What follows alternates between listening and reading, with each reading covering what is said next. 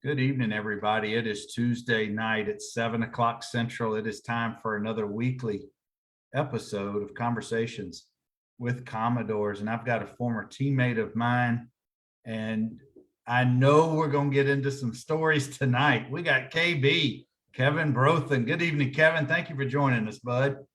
Hey, Bernard. Thanks for having me.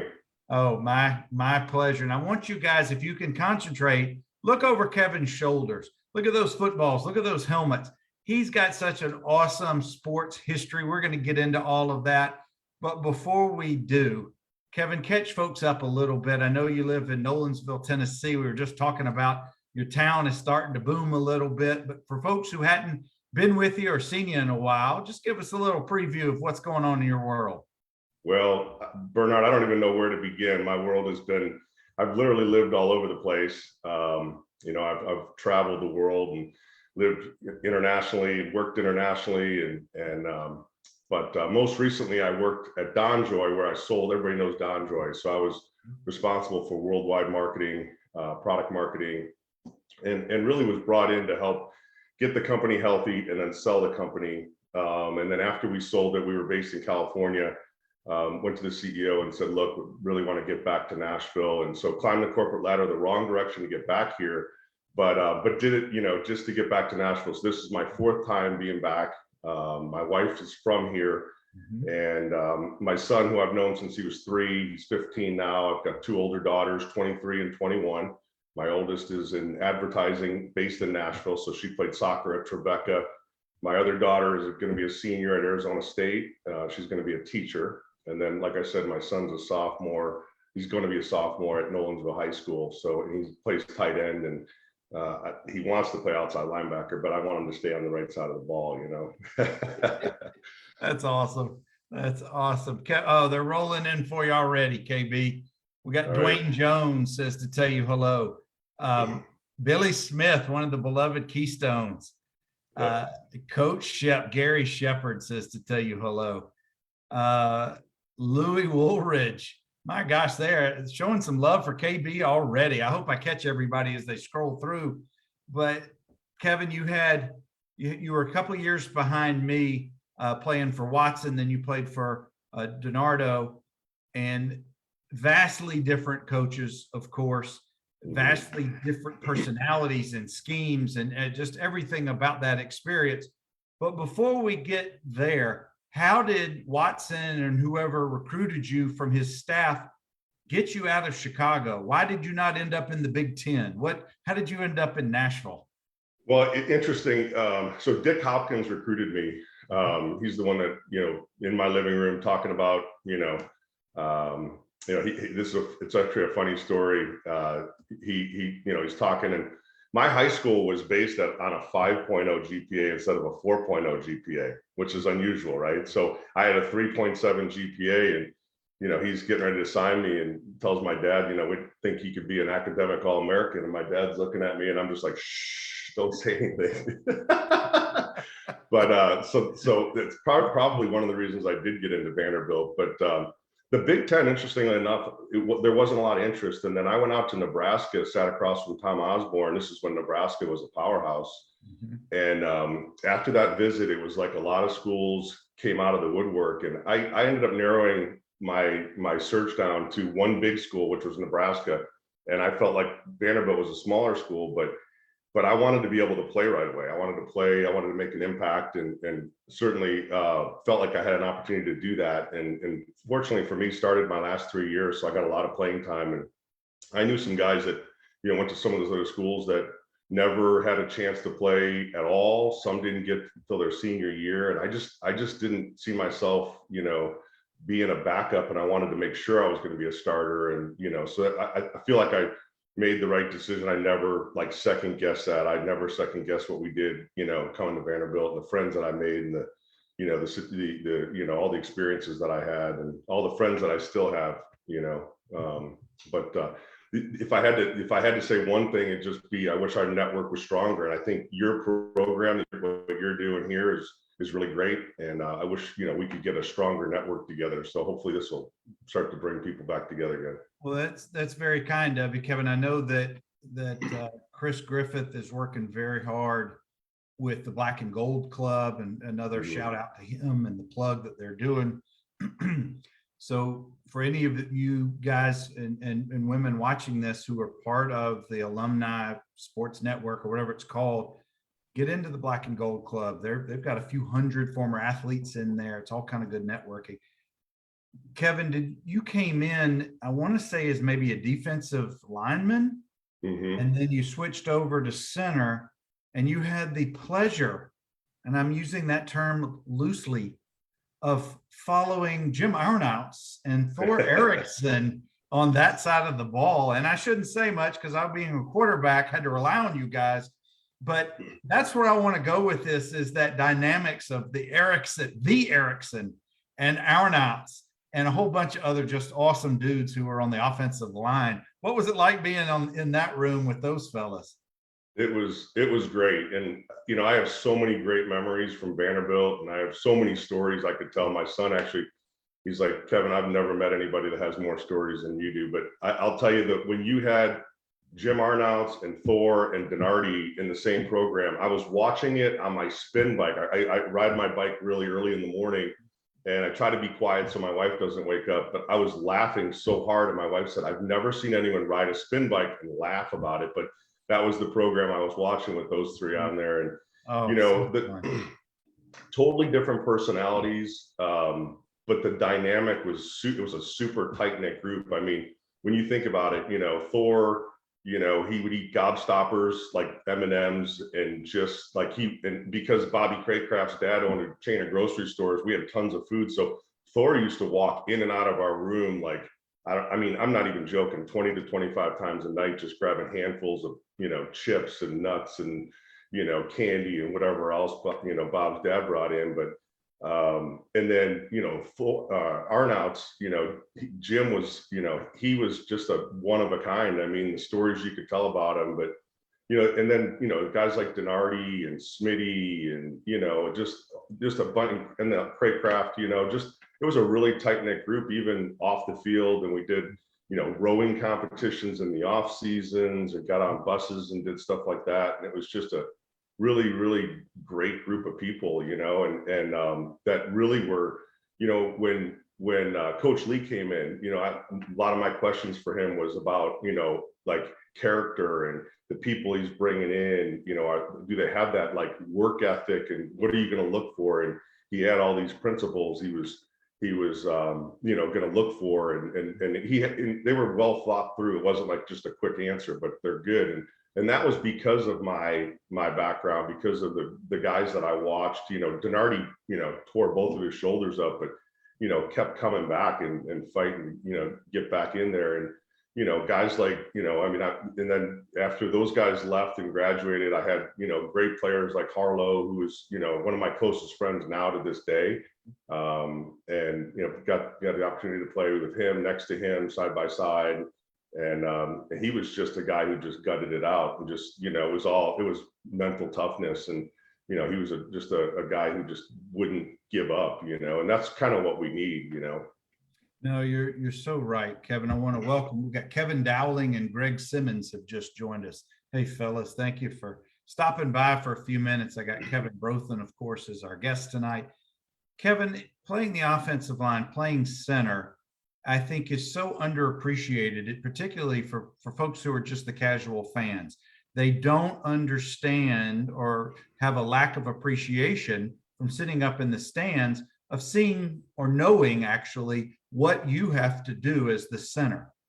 And I want to go there for just a minute. We're going to come back to the guys in just a second, but you have such a responsibility as center that, frankly, I think is probably more cerebral than the quarterback position, because you've got to do so many things, not just muscle memory, the snap and all of those things, but the count, know the blocking scheme, call all that stuff out. So I don't want to take away your thunder, your experience, but I want you to share like that 15 seconds from the time, let's assume we're in the huddle, quarterback calls the play.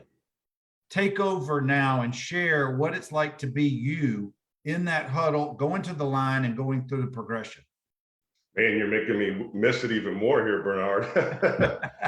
But yeah, I mean, it's like, every single play, it's game day, right? I mean, whether it's practice or a game. And in college, there's certainly, teams that we would play against, and, you wouldn't play against the best quality, you know what I mean? Playing in the NFL, everybody, even in practice, everybody's good, but walking to the line, it's fun to be able to kind of call the blocking schemes and call out the Mike linebacker, and you can see tendencies. And, when we got later after college, I mean, we watched a lot more game film later, but, leading up. But I would just, it was fun doing it. And I enjoyed it because I got to, kind of call the shots and, call the blocking schemes, and I had great teammates that, like Bobby and Harlow, and, those guys just, we just blended really well. I mean, and, when I played in Washington, my rookie year was 92 under Gibbs. And, I'll never forget, but Mark Rippon had just signed, they had won the Super Bowl the year before. And I was watching game film, and I kept seeing the center, Jeff Bostic, turn around, and I saw, Russ Grimm was playing guard, and he was turning around like basically, but they were the ones talking, not Rippon. And they were telling Rippon, they knew the offense better than Rippon did, and actually told him what to audible to. Like they could see the whole field, even though he's, they're down in a 3-point stance. And like you said, I mean, true appreciation for linemen if you've done it before, and if you've been even a quarterback, you kind of appreciate it. Defensive linemen, it's more of a react, it's different, but offensive linemen, you got to play you really got to play as a team together. Kevin, you've got them coming out for you tonight, bud. Clint Small, Kenny Cole, and this one fella who yells Southside. Who's that? That's Denardi. That is Denardi. He says to tell you hello. Kevin, that's what you just said, describing on the pro level, when you've got the center telling the Super Bowl winning quarterback what the audible is. The average fan doesn't realize that. When you're walking to the line of scrimmage and you're pointing out or pointing to certain players, isn't that your way of communicating to your interior linemen? This is what we're doing right before you actually go down into your crouch to snap. Yep. Yeah, no, for sure. And, I had some, great guys that played quarterback, when I was there. And, but like I said, the offensive line's different. It's a different breed. Offensive linemen were, even so when I went on and played later, offensive linemen were like the first to get married. A lot of them got married in college. They were typically the most mature on the team. I have to exclude myself from that, but they were typically the most mature. But they really work together, and they kind of hang out together after practices and do things off the field together.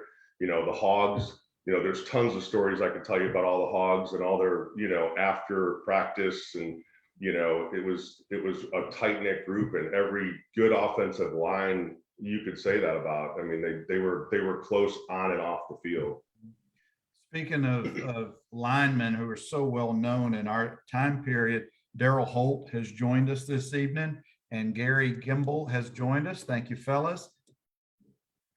Denardi says, you're still not mature, but that's a topic y'all can pick up. Joe Staley is here. Luke Wyatt. Oh, I love Luke. Luke says, be careful reading what Luke writes. Yeah, I think we're going to come back to that in a minute.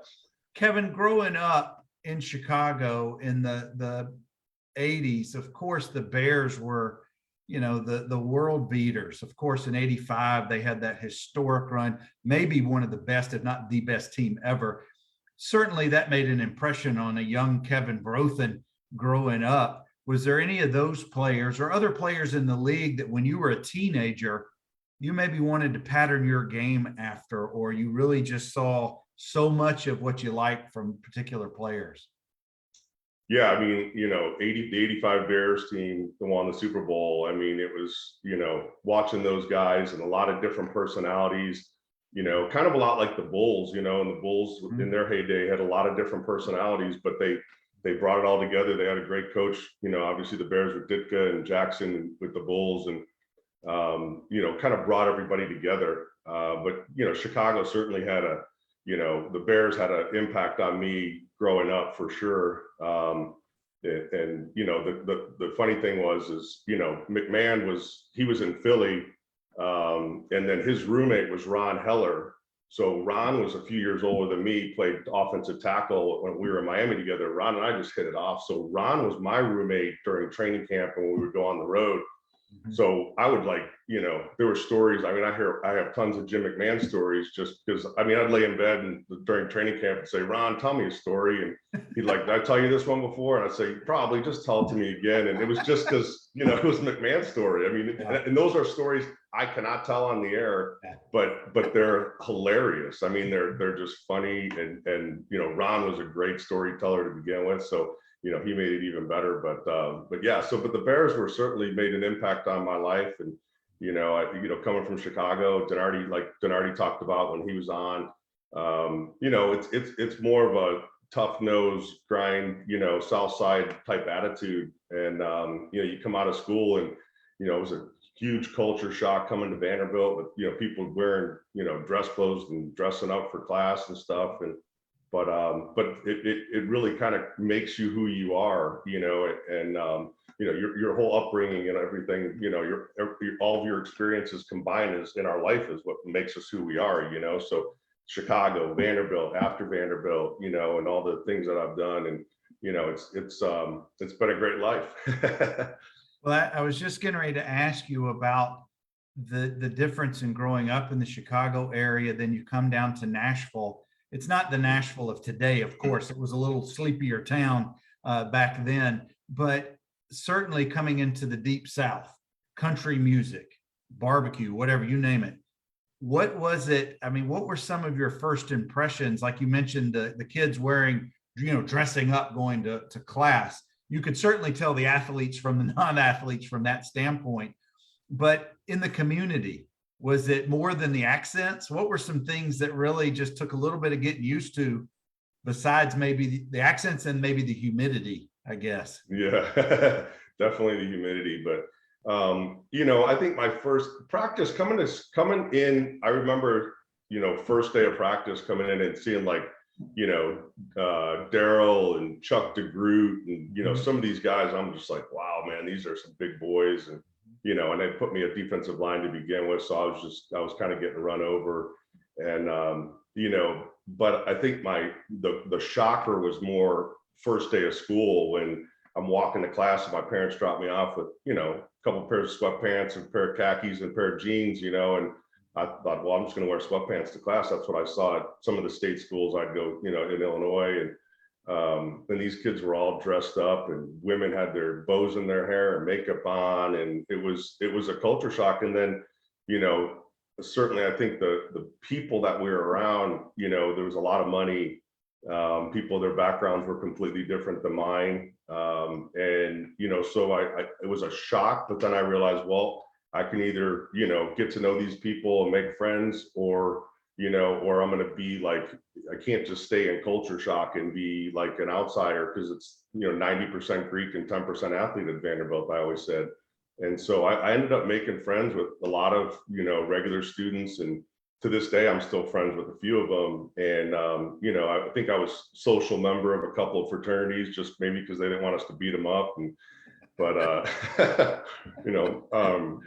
yeah, so it was, I think it took a little bit of time, but it was a shock, but it ended up being a great experience. I would, like I said before, I wouldn't change anything about it. Clint Small says you still owe him for covering for you at Bell Buckle. Okay. There's a lot of these things I don't remember, but they're probably right, And Dowling said, definitely an accurate statement about Greek life and athletes intermingling and how that was dealt with. Yeah. I want to say, I want to remember, I don't know what fraternity it was, but there was a brawl between the athletes and right across the street from Memorial Gym, maybe my senior year. But that was SAE House. that was then I had that was, I think, the third strike that almost got me kicked out of school, because I had a bar. I remember my roommate, I didn't have a roommate in a corner room, so we decided to make friends with the Miller guys, and we I think it was Denardi's idea, but we all did it, and we built a bar in the room, and we made friends with the Miller guys. They dropped off a beer meister with a CO2 tank, and we had all kinds of furniture in my room all of a sudden. But having common containers on campus and kegs, I think I had like 1 or 2 strikes. Turner actually got me one of those strikes because he threw a keg against the shower door, and then I was chasing him down the street. And by the way, the crazy thing about it is all these guys that have done crazy things, like Turner doing that, he's like wildly successful. Denardi's wildly successful. Like all the, there's a bunch of people, everybody's done these crazy things, but they're all, very, very successful later in life. But anyways, going back to the keg, the Turner thing was strike 2. And then the SAE house was, I'll never forget, it was Rob Chura, who was a backup kicker, came back. And I mean, sometimes you don't even care a lot about the starting kicker, but he's a backup kicker, and he got beat up by the SAEs. So then we're just looking for an excuse, I think. And we're running down the street, and I'm an offensive lineman, so I'm definitely not first. And I think it was like Rod Keith or Derek Sarter or somebody, they got there first. And I remember running up to the house, and I saw one person come over the top of the roof, off of the roof, and I saw somebody come through the window. I mean, by the time I got there, it was pretty much done. And yet it was the third strike. So Casey Potter was going to kick me out of school, and people said, just go into his office and try to make yourself cry. And, I tried, and it's a long story, but he ended up giving me one more shot, and I stayed out of trouble after that. But we had a lot of fun in college. Let's just say that. I think secretly Dean Potter actually liked the athletes. I really do. But I think he felt it was his place, from all the stories I know and have heard, and back in the day, he really could have done a lot more to kick kids out or kick athletes out, but he didn't. He could have. He told me the story real quick about his dad, who was a construction worker, and basically had a bad temper and used to fight on the job all the time. And he got to his third strike, and somebody gave him one more, and he said, "I'm going to give you one more," just like.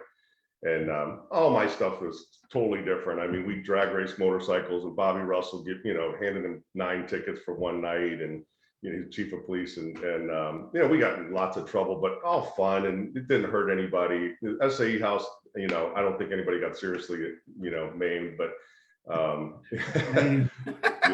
Maimed. Speaking of another successful Chicago area guy, Chris Kraus has joined us, and we got Heidi Gray Breeding. Hey, thank you guys for stopping by. I'm talking, of course, with Kevin Brothen. Kevin, I want to talk a little bit about weight training. I want to talk about growing up. Did your high school have a weight training? Did you have it at home? When did it become important to you? Because clearly by the time you got to Vanderbilt, it was important to you.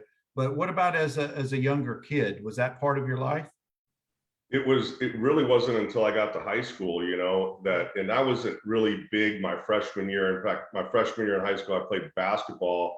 And then it just decided my second year I wanted to wrestle, because we had a really great wrestling program. I thought that would be really good for me, just to do multiple sports. And then, but I loved lifting. I mean, I enjoyed it, and I still lift. I don't lift heavy weights anymore. I just try to stay in shape, but weight training was just something that was fun for me, and I got the great satisfaction out of it. I set personal goals for myself, in high school, and we didn't, my dad took our garage and made it into a gym, so we were able to lift out there, and it was cold in Chicago, and those garages weren't heated, so we got to use it quite a bit, and really enjoyed that aspect of training. And then we used to get into the weight room. Jody kind of told the story earlier, Jody Jones, about getting in, and we got into the cafeteria, and we were going to make ourselves, but we'd also get into the weight room, and we just start lifting. I remember Harlow and Bobby and Meads, and we would just go in there and just lift at like middle of the night. I mean, a lot of other college kids especially on the weekends, we're out doing whatever. We would go always, we'd go in there and get a workout in. So it was just something that was always a part of, and then, when I was playing the pros, Ron Heller was a big yoga guy. So I got into stretching. So believe it or not, like I stretch a lot now and, do that. And that actually, I feel like helped prolong. I only played 5 years after, but and then I had a lot of knee injuries and so forth. But, he kind of taught me some of those things about, stretching and staying flexible. I was going to say, and that was almost 30 years ago, 25, 30 years ago. And that's way ahead of, I don't mean to make us sound like old dudes, but that's way ahead of where they are currently. And gosh, I got so many things to talk to you about, but I want to go back to the weightlifting. I want to talk about Brad Bates. I want to talk about his influence he brought, coming out of Michigan, we all know his story and he's been on the show. He had such a different approach than maybe what I'll call the old school way of lifting weights, because in my humble opinion, he was trying to get away. And I think that may have been the trend back then. It certainly is now, to get away from the slow, lumbering football player who was very, very strong and making them quicker, maybe more lean, but still strong. Yeah. Is that a fair assessment of Coach Bates's approach? Yeah, and from my perspective, I'll give you this too. I mentioned earlier when I went to Nebraska and they were recruiting me, and Boyd Epley was, so when Nebraska was at their heyday, Boyd Epley was their, that was the famous strength coach who started like testing and monitoring and came up with all these different programs, and he was still the old school mentality. And then coming in with Coach Bates, his philosophy was totally different. He makes you think about things differently.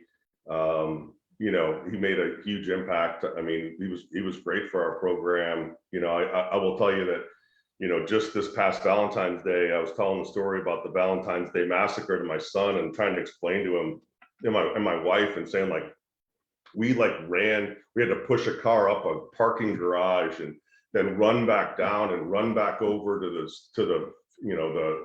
the exercise room and the weight room, and there's garbage cans for people to puke in, and she's like, kept stopping me like, I don't understand, you throw up? And I'm like, well, yeah, you throw up because you're so sick, and but people don't understand it. I mean, he's ruined Valentine's Day forever for me, but it was just it's fond memories and going through all the things that we did and all the hard work. I did have bilateral stress fractures one summer, and Bates kept just saying he kept calling me names and telling me I was soft, and then we did x-rays on both my tibias, and they both had stress fractures afterwards. So I laugh about that, but he was a great strength coach, and he's gone on to do a lot of great things and making even a bigger impact. You kind of knew he would do that, just his personality and the way he thought about things. He's the weight coaches, strength coaches are, I think players spend more time with the strength coach than they do anybody else. And I've gone back and recruited, out of schools before, when Doc Kreese was at UCLA.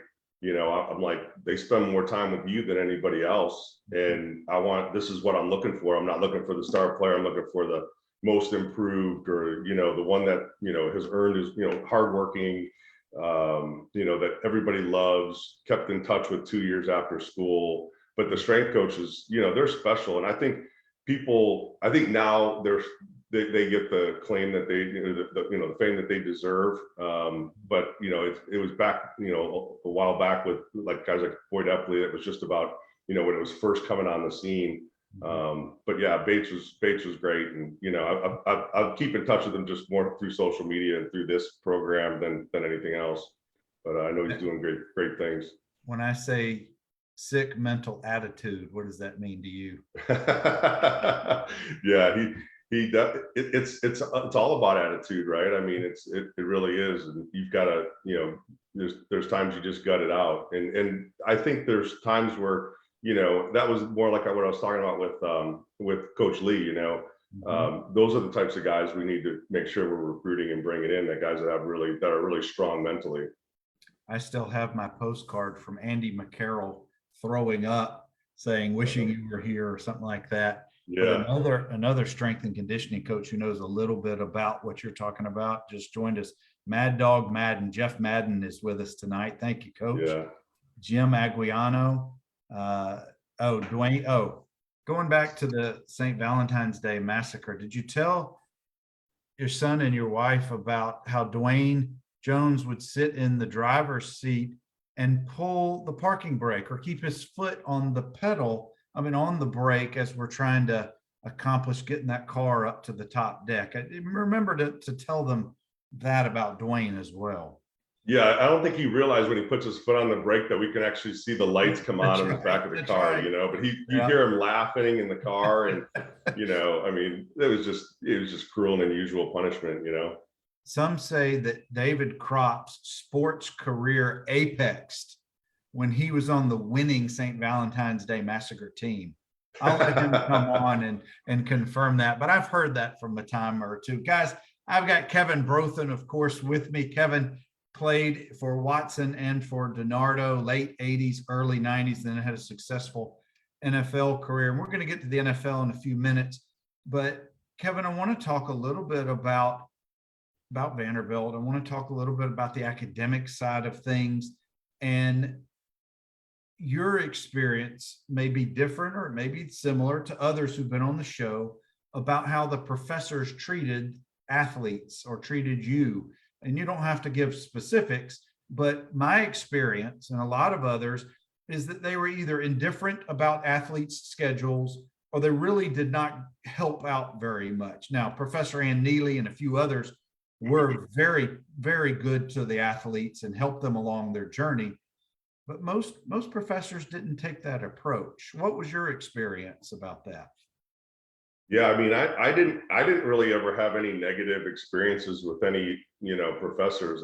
They were either, indifferent, like you said, or some of them were real sports fans. And, I remember I had to, I played some all-star games after, and I had to miss finals, and, they allowed me to change the day I was taking a final. So I don't have any, really bad stories about professors or anybody doing anything bad that I can remember, but someone else might remember, and they'll type in something in the chat. But I had, like I said, my experience at Vanderbilt was great. I professors I had, and it was all good. Like I said, it was either indifferent or they were actually fans. They wanted us to win.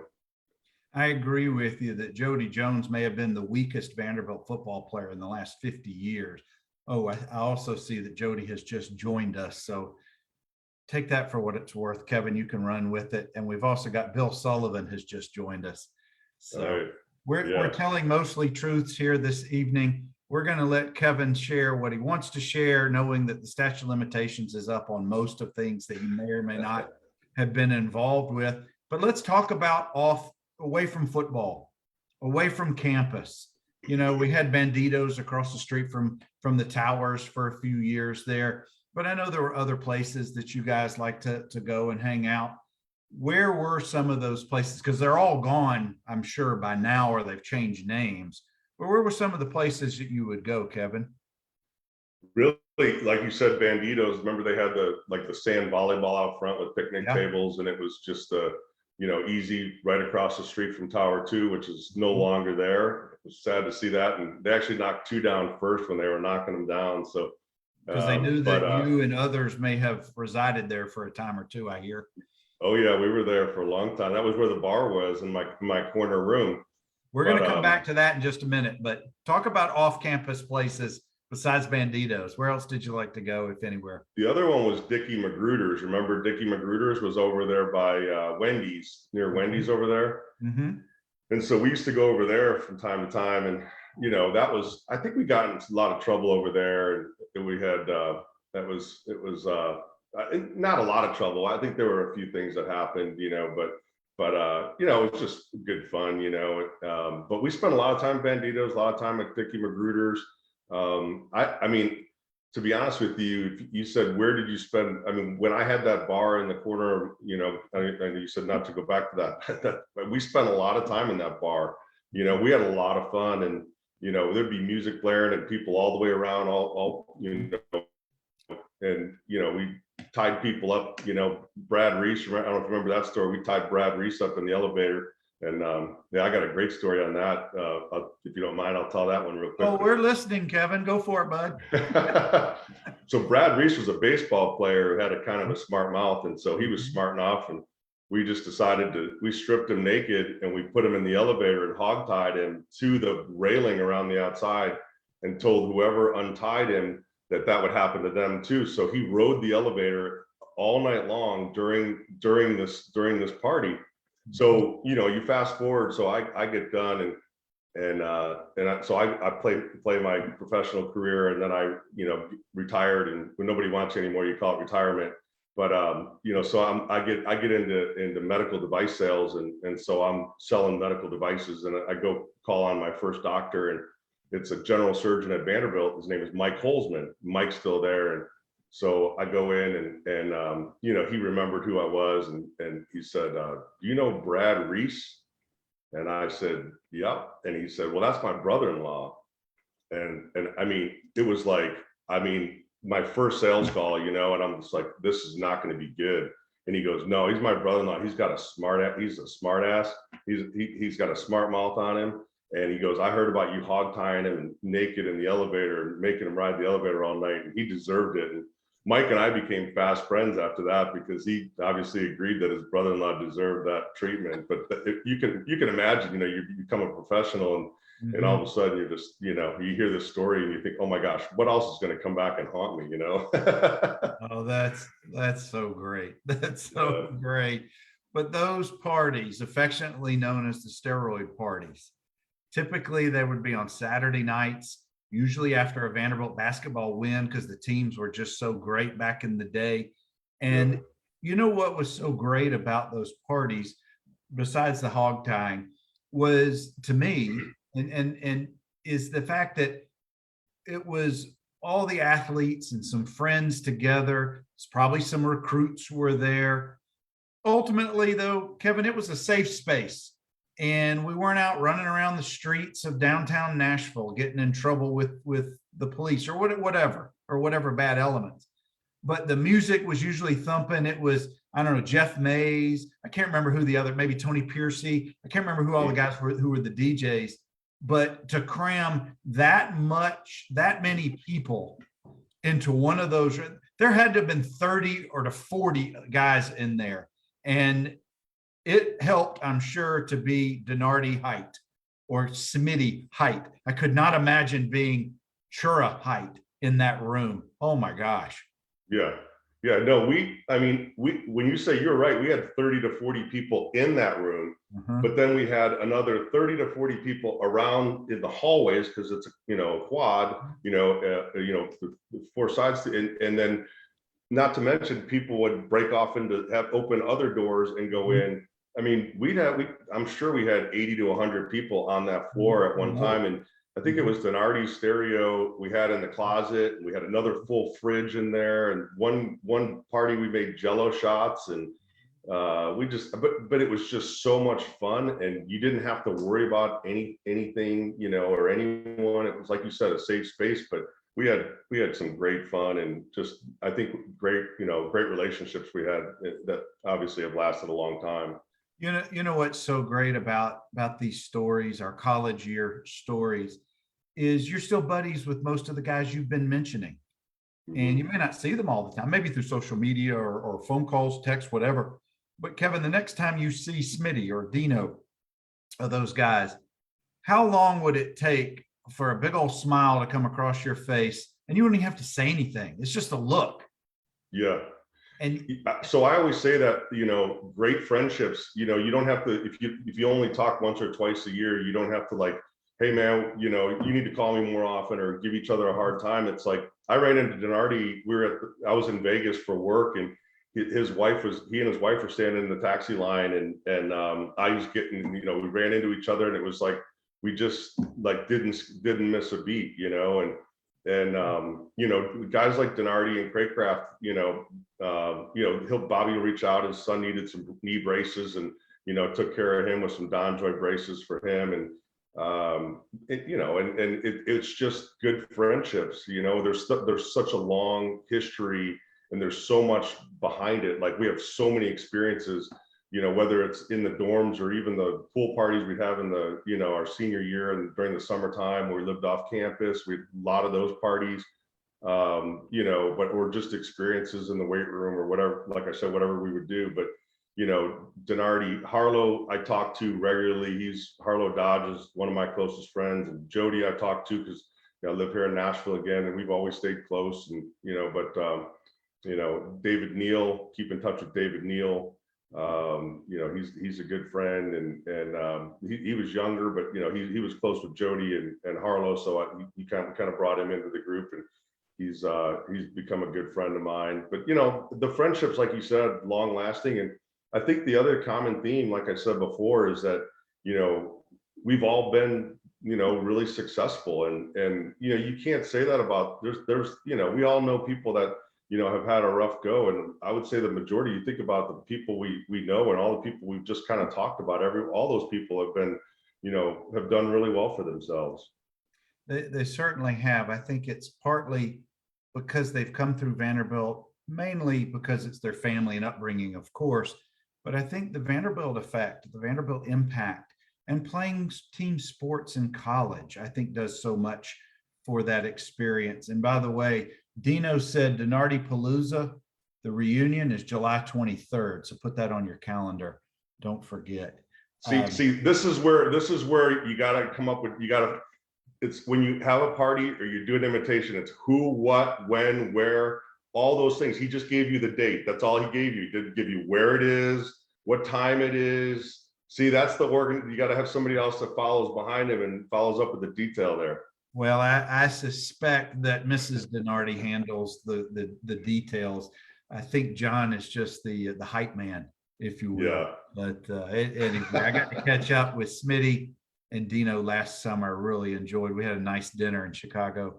But guys, I'm talking with Kevin Brothen. Kevin, I do want to talk a little bit about playing in the SEC, and we'll get into the NFL experience in a few minutes. But you went up against some of the very best defensive linemen in the country, guys you probably played against or were teammates with later on the pro level. So talk a little bit about playing center in the best conference in the country against the Willie Wyatts of the world and some of those just monstrous athletes who were so good back in the day. Yeah. So, in the SEC, we knew every week we were going to be playing against somebody good, and there weren't going to be a lot of weak players, individuals. You do the scouting report, and you mentioned Willie Wyatt. They called his nickname was the Night Train, and of course, Thor. When there's a thread to pull on, he's constantly pulling on it.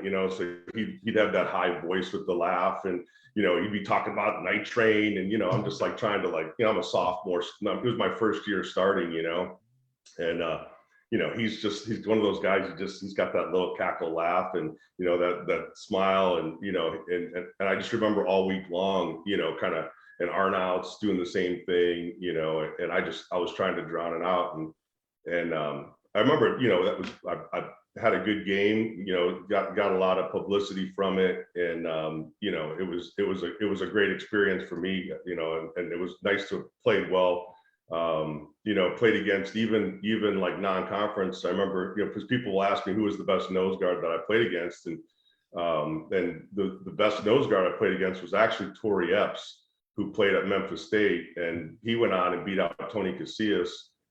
Later, he was kind of one of those late draft picks, and he went up. He ended up beating out Tony Casillas, and he was great too. I mean, we played Memphis State, and we thought, oh man, these guys aren't going to be that good. And he was a tough nosed, hard nosed guy, and you snapped the ball, he was super quick. I mean, he hit your helmet before, and those are the guys that knew how to kind of get to you, and he was a good player. He was probably the best nose guard I played against in college. And then, obviously, like I said before, in pros practice, everybody you play against is good. You got to have great technique and strength, and you can't have any, weaknesses or show any weaknesses.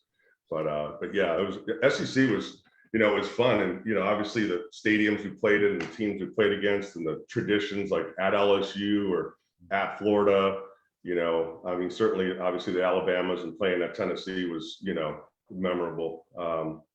Lots of great memories from that. Good Well, I and know bad. Jody said that you should have an interesting story to share that involves Kumar Rocker's father. Does one of those stories come to light?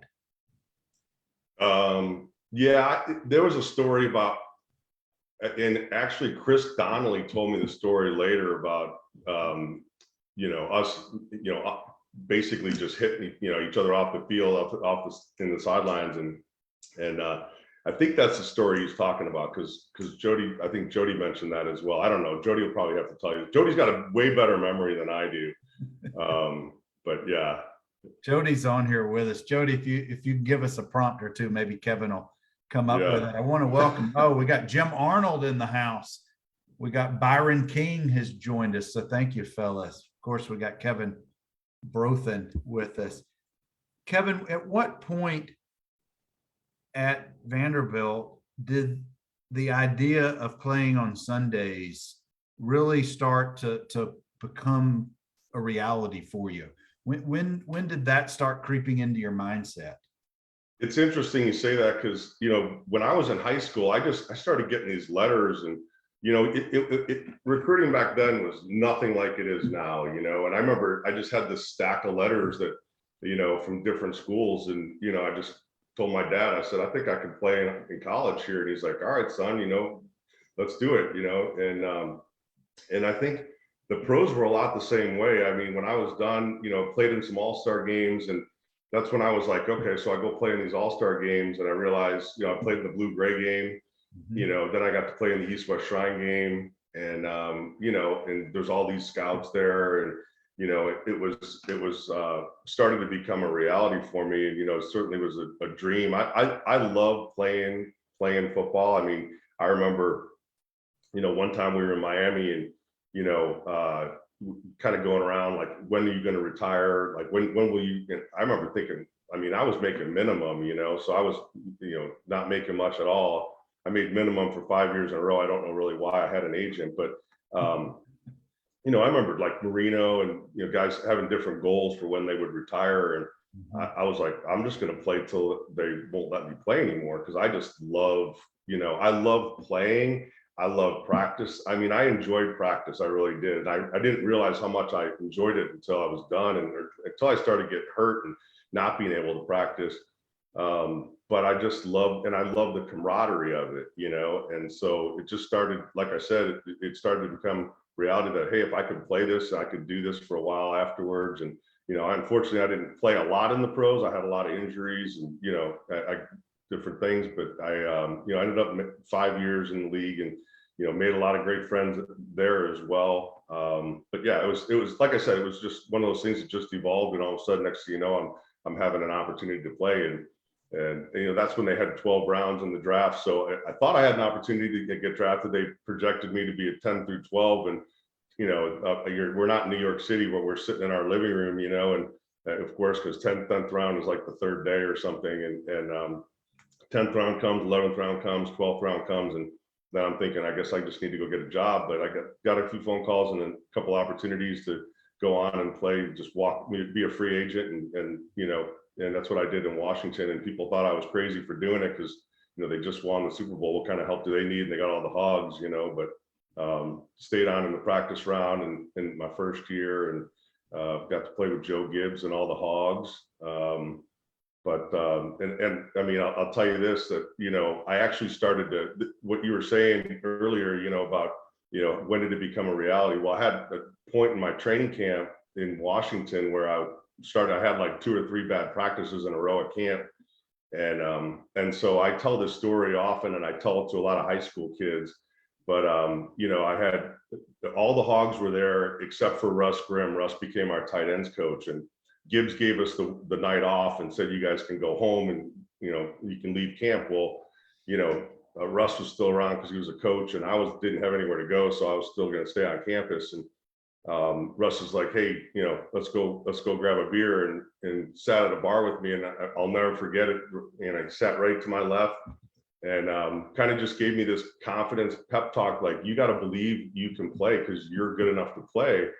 And so he did that. And I always tell kids, I wish somebody would have told me this when I was in high school, but it's about your mindset going in. And that's why there's sports psychologists, and it started in golf and, other sports, but it's now in every sport. But that was when I was like, okay, I can actually play. And I went back after that next practice, went in with that mindset, and it changed it changed that next practice. And I took one play at a time, like he told me to do it. And like I said, I tell that story to high school kids all the time. My son's heard it probably, I don't know, 150, 200 times. He hears a lot of the same stories, unfortunately for him, but it changed. It honestly changed. And it's what helped me stay in the league as long as I did, because of that pep talk.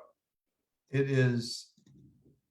And thank you for sharing that, Kevin. It really, those types of stories where they change the path of your career, they change the path, frankly, of your life for that time period. It's amazing how one person's comments can have such an impact, such a positive impact. Because it would have been very easy for Grim to not take you to go get a beer, to just ignore you, let you do your own thing.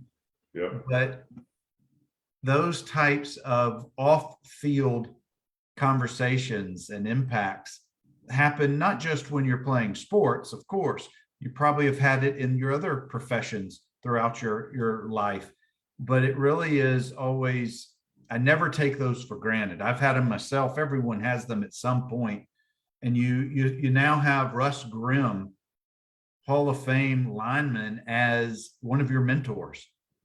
And that's a pretty big deal. Now, for an undrafted free agent to last 5 seasons in the NFL is another really, I don't think people realize or appreciate that. That's a huge deal. Now, guys, for those of you who don't know, Kevin, I want to run through the teams and the coaches who you played for. You started out in 92 with Joe Gibbs, Hall of Fame coach, multiple Super Bowl winning coach. Where'd you end up in 93? So 93, I went to Miami. And so I was there with Shula. And then 94, and I ended up I was on injured reserve that year.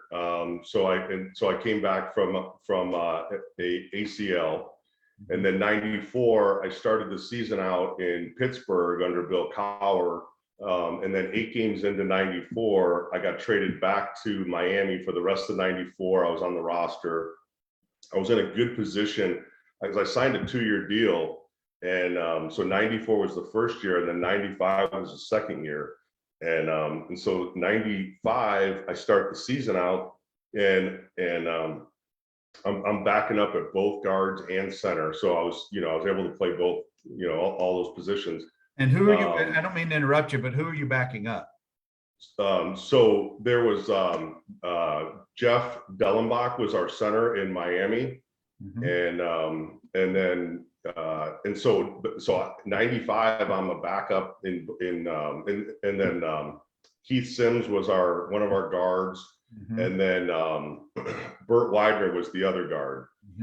So I'm backing up all 3 positions, and that's the year. So 95, because like I said, I'm making minimum, and it's a 2-year deal. So if I could get some playing time and then re-sign and actually, make something significant, would be great.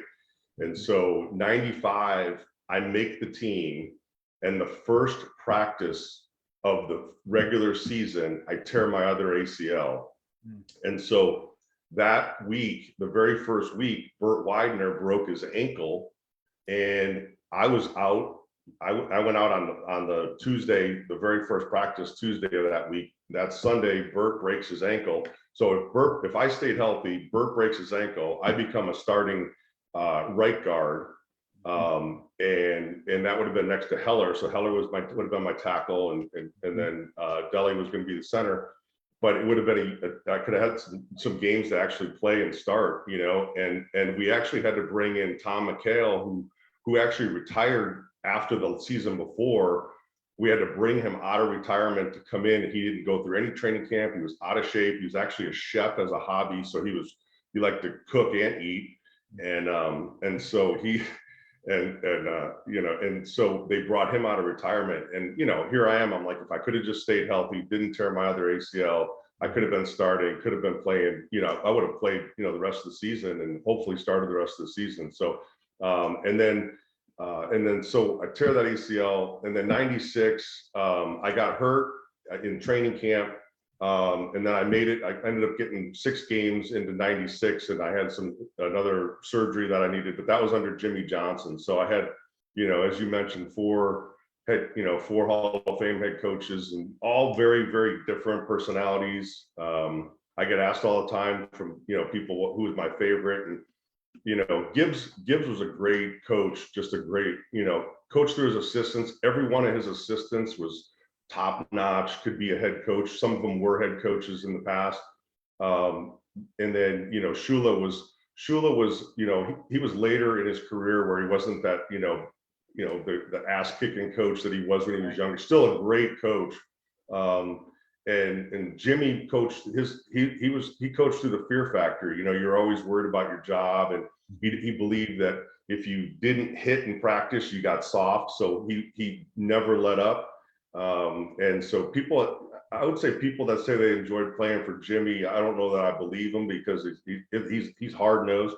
But my favorite was actually the shortest amount of time, and that was, I only played for Bill Cowher for 8 weeks, but he was one of those guys who, who knew how to motivate. Some guys need a foot up their backside, and some guys just need, you put your arm around them and tell them what they did wrong, and they're not going to do it again. And he knew how to motivate players. I mean, there were guys like, that I saw that played really great in Pittsburgh, who were great players, who went on to other teams. Chad Brown's one of them, went to Seattle, was never the same player. Levon Kirkland, you would say Levon Kirkland, you'd go maybe a little too heavy, maybe a little too slow, maybe not big enough, but he was a great player in Pittsburgh, I really truly believe the coaching and the way that he motivated his players.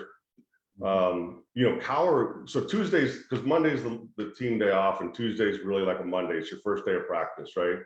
And he would get up in front of us, and you could tell it was completely unscripted. He would just get up and start talking to us, and next thing you know, he got in his head, and his hands would start, his hands were doing this, and his veins are coming out, and his bottom lip comes out, and there's spit flying. And I'm like, this is Tuesday. I mean, this is not even game day. This isn't a pregame speech. This is like practice. Yeah. But he was so passionate, and he was such a great motivator. People just loved playing for him. I mean, I loved practicing for him. He gave me different opportunities to go, and I was a backup offensive lineman. He's like, hey, you want to go run some defense for us? And I'm like, yeah, I'll do whatever you want me to do. People run through walls for him. So he was definitely my favorite, and you could see why he was so successful. And I still love watching him on Sundays when he's on TV. Now in person, is that jaw as prominent in person as it's on TV? Yeah, that's his trademark. That's for sure. It is. Yeah, he's a great guy too. Like he's got daughters, and he found himself, he was cussing too much, so he was trying to work on that and shared that with us. And stuff like that. It's just like he was a real human. Like Jimmy Johnson was just I don't want to be negative. I don't want to talk poorly about, but it was like, even when he got married, to his wife said, look, I know I'm number 3. It's football, fishing, and then me. You know what I mean? And so, yeah. And, I don't know. I think leadership 101 is like, your people are going to follow you if they know you care about them. And Cowher, like, you knew, I mean, there was a time that Cowher walked through the locker room to come talk to me. You know what I mean? Sat down next to me to talk to me about something. And I was like, man, and I was only there for 8 weeks. He didn't know me that well, but it was something he wanted to talk to me about. And it was after practice, and sat down and said, told me what he needed to tell me. And then, so I don't know. I enjoyed playing for him. It's like, I got, Watson was the same way. Story I always tell about Watson is, I know I'm going back and forth a little bit, That's but, okay. That's okay. Well, my favorite Watson story was, between my sophomore and junior year, my mom had a heart attack, and, he knew I had to go back to Chicago. And, when we used to walk down that walk of fame, and before we'd warm up, and then we'd go back into the locker room. and there's people, lining that walk, and he saw my mom like standing up, like if we're walking towards McGugan, she's standing up on a hill, and he broke through the crowd, went up and gave her a hug, and I watched it, and I was like, damn, man, that's like, you never forget that kind of stuff, and he was a great coach, and he was a great human being, and I love playing for him. And when he was, fired, and the whole staff, that whole thing happened. I mean, it was tough to watch, because he's, like I said, he's such a good dude. Yeah, no, absolutely. Guys, I'm talking, of course, with Kevin Brothen, and he's sharing some great life stories about life in the NFL and Vanderbilt. I want to welcome Mike Metzger. I want to welcome Mark Matlock. Thank you guys for coming on with Kevin. Kevin, you started with the Redskins. Mark Ripien was the quarterback. You go to the Dolphins. You got Marino at the quarterback. Who were the other quarterbacks in your different tenures at different franchises? So I have a great picture with Doug Peterson, and it was, I signed in Miami in '93, right after they finished filming Ace Ventura: Pet Detective. I almost sent you that picture. I'll send it to you, but please. I look a lot younger, and Doug Peterson was one of our backup quarterbacks, and Jim Carrey was there because they had just finished filming the movie, and they used a lot of the same players. Jeff Ulenake was our center then. Dellenbach was playing tackle and guard, but they used a lot of the players in the movie. So Doug Peterson was one of my quarterbacks. But people, I always tell people my favorite big time player was Bernie Kosar. So I got Bernie was my backup quarterback, for a while. And, Bernie, that 30 for 30 is a little misleading if you watch that, because, he certainly has had some hard times. And, he had 10 RVs that his father stole money from and let manage. And he's got so many great stories about, and he gave me so much advice, because as he was transitioning out of football, he was working into the corporate world and sitting on board of directors for, different companies and things like that, and just gave me a lot of really great advice as my career, as I was, when I got hurt, and afterwards, but because Bernie was, he called everybody Snapperhead, not just because I was a center, but he just called, that was his nickname for people, like, hey, and because we were always close, because obviously, I was a center, he was my backup quarterback. Yeah. We would always go out afterwards, and it's funny because like we would go out for beers after practice, and Marino wanted to tag along, and we didn't want him to go with us because, Bernie's recognizable because he's got the, hair everywhere, yeah. And, he's tall, and, he looks like Bernie Kosar, right?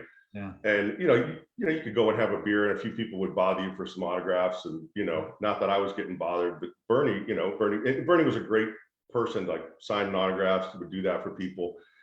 And but when Dan tagged along, when Danny was there, it was like, damn, you can't like go and just chill out and have a beer, because so Marino would be like, hey guys, what are you guys doing? And oh man, we'd burn that, look at each other like, we got to bring him with us again, and most people would love to hang out with Marino. We were just like, wanted to just go hang out, but Bernie was super down to earth. Like he'd have like gym shorts on and a ratty t-shirt. He didn't comb his hair. He'd have these high top, sneakers on, and he was just down to earth, normal guy. And that's why, and he was a big name, obviously a big name player. So he was, I always say he was my favorite, big name player. I was in Pittsburgh, Neil O'Donnell. He was our starting quarterback. Mike Tomczak was there, who was with the Bears. He was one of our backups.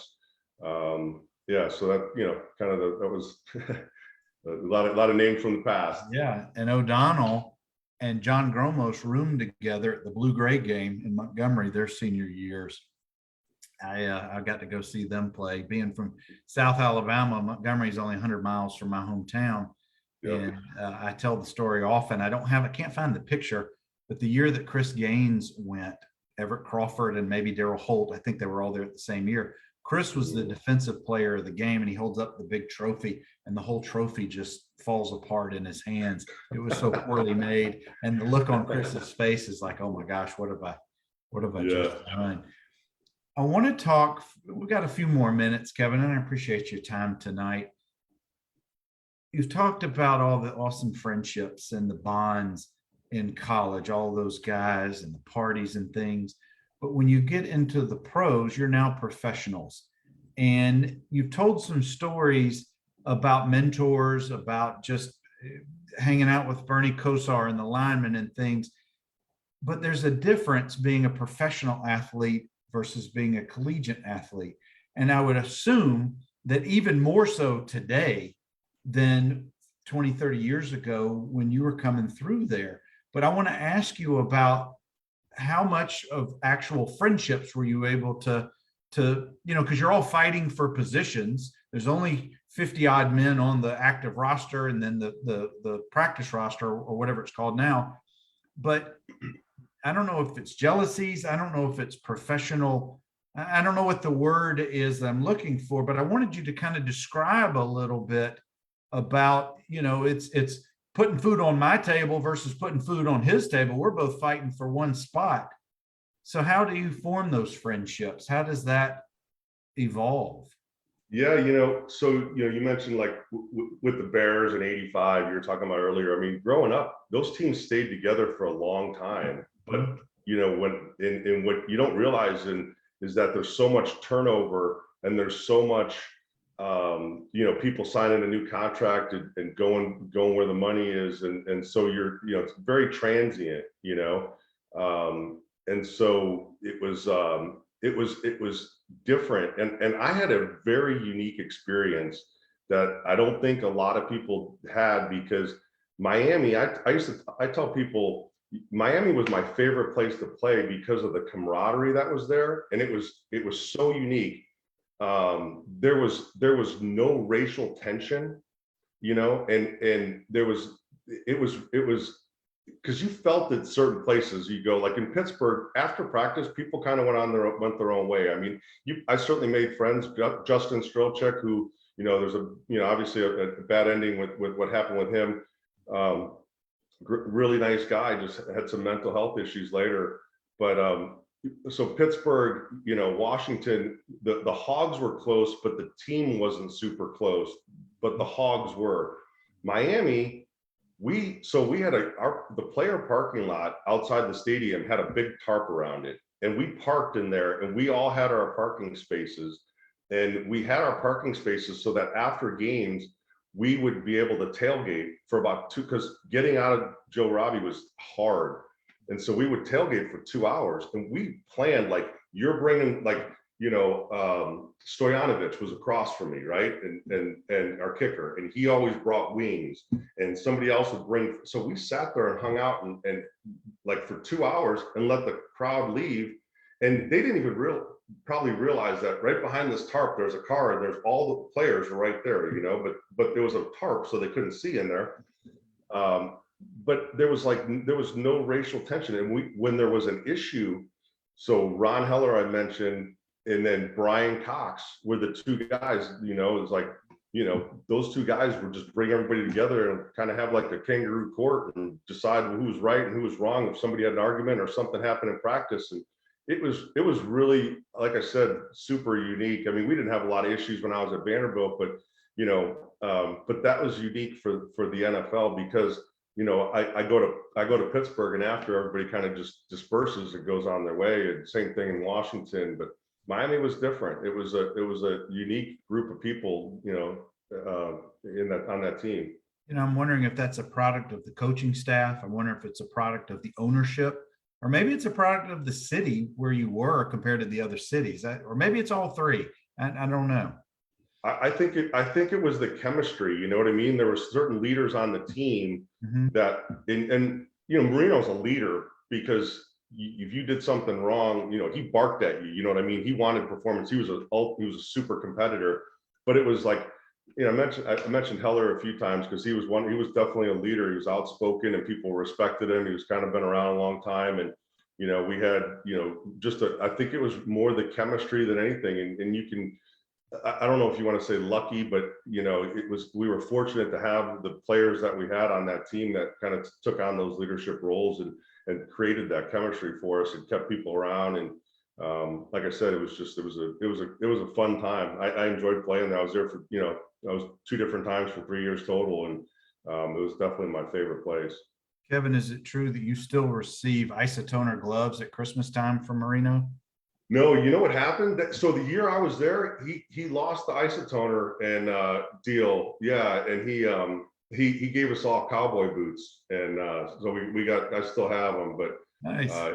yeah, but yeah. So when I was there, that was when they had there was a lot of different shoe companies and glove companies, and I had a Wilson glove deal. All they did was they just gave me like merchandise, but I had like, I think my first year I had Apex shoe contract, and then Apex lost their contract, and then Reebok I got the second year, and again I just got merchandise, not, they didn't pay me to wear their stuff obviously, but then Wilson lost their deal, and then the second year I think I had a Champion deal, they lost their contract, then I had a Reebok contract, and then they lost their contract, and then it just became Nike for a while. And I was like, man, nobody's going to want me to wear their stuff because everything I wear, they lose their contract. It followed you. Oh, Yeah. I want to welcome Doug Bradley has joined us this evening, and we're getting toward the end of our conversation with Kevin Brothen, and just some incredible stories. And Kevin, I appreciate you sharing your journey and all of these things that you've experienced and shared with us. I want to step away from sport. You know, at the end of your NFL career, you explained some of your injuries, and that I think it's the rare athlete, regardless of sport or level of competition that you achieve, that you get to walk away on your own, that you don't have outside forces, whether it's injuries, coaches, whatever. It's the rare athlete who gets to do like Jerome Bettis, retire after winning the Super Bowl, just to name one. Take us, if you can, if you don't mind, take us to that time period when you knew that it was time that your NFL and your playing days were coming to an end, and it was time to transition to the next phase of your professional career. Yeah, so I mentioned, so 96, I needed to have another surgery. So I developed what they call a cyclops lesion in the middle of my knee. And so I couldn't straighten my leg out, and I started to lose my quad. And I was, my playing weight was 312, 315. And, my legs were obviously big, and I had a lot of muscle, but when you can't straighten your leg out, you can't make a quad. And so my leg was weak. And I remember, I'm like, okay, I'm gonna try to make a comeback. And I went out and started to try to do some drills and stuff on my own, and my leg was like giving out because my quad was so weak.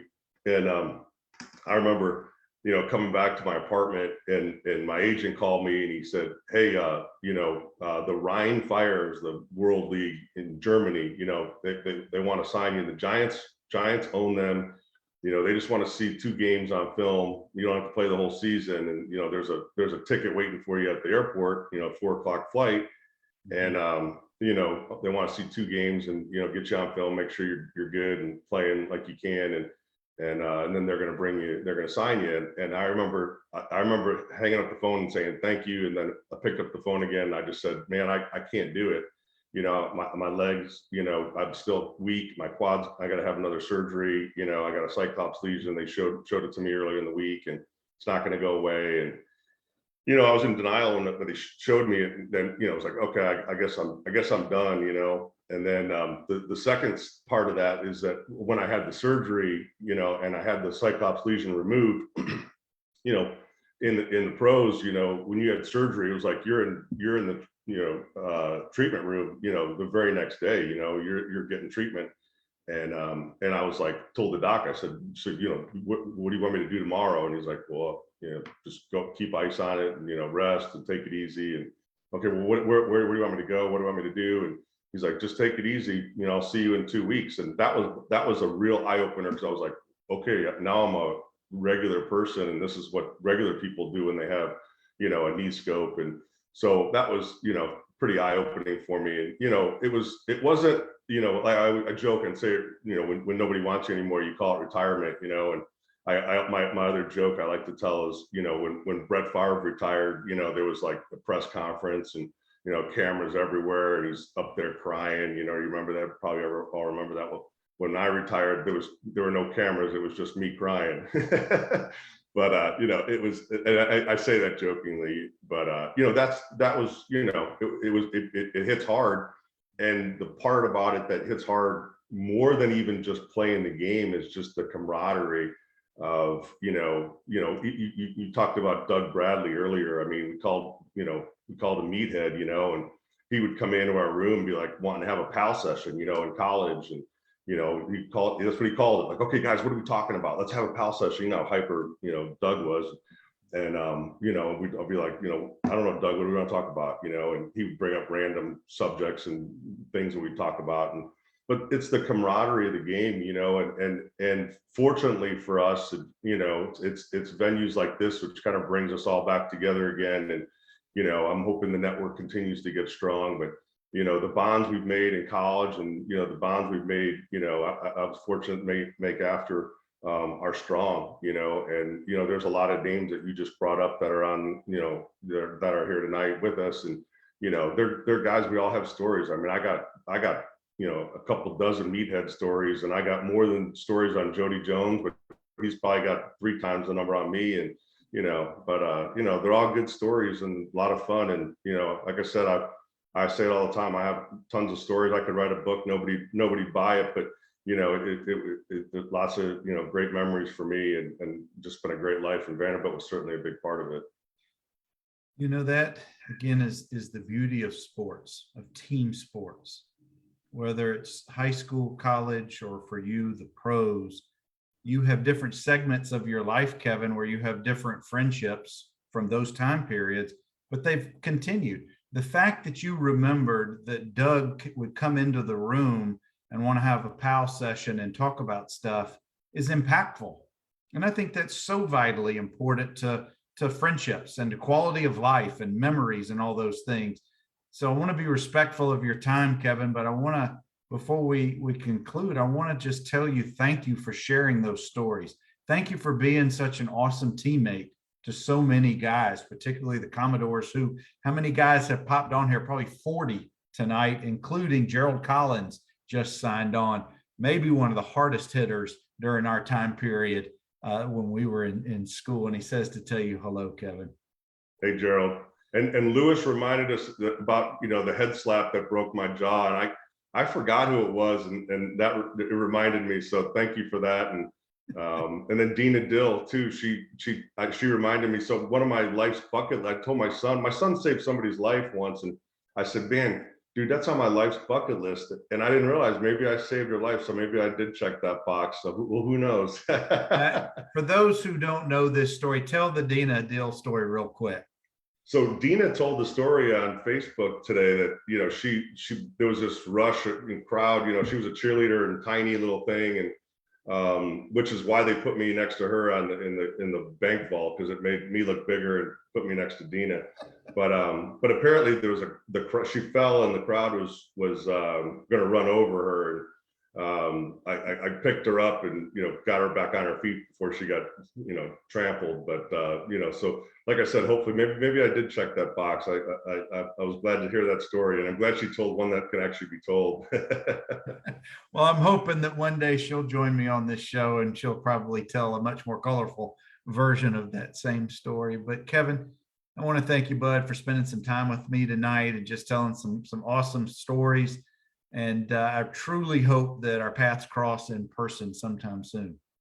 That sounds good, Bernard. Well, hey, thanks for having me. It's been fun talking about it. It's been great getting this group together. I've watched a lot of your shows, and I'm going to continue to do that. And say all those guys that are out there, just want to say thanks for joining us tonight. And Bernard, thanks for putting this together. This is really good. Oh, my pleasure. Stick around for just a second. Guys, I want to tell you to keep coming back Tuesday nights. I've got them lined up. I have Commodores of all different ages and years from now until Hawaii kickoff week in late August. So you guys be safe out there. Anchor down.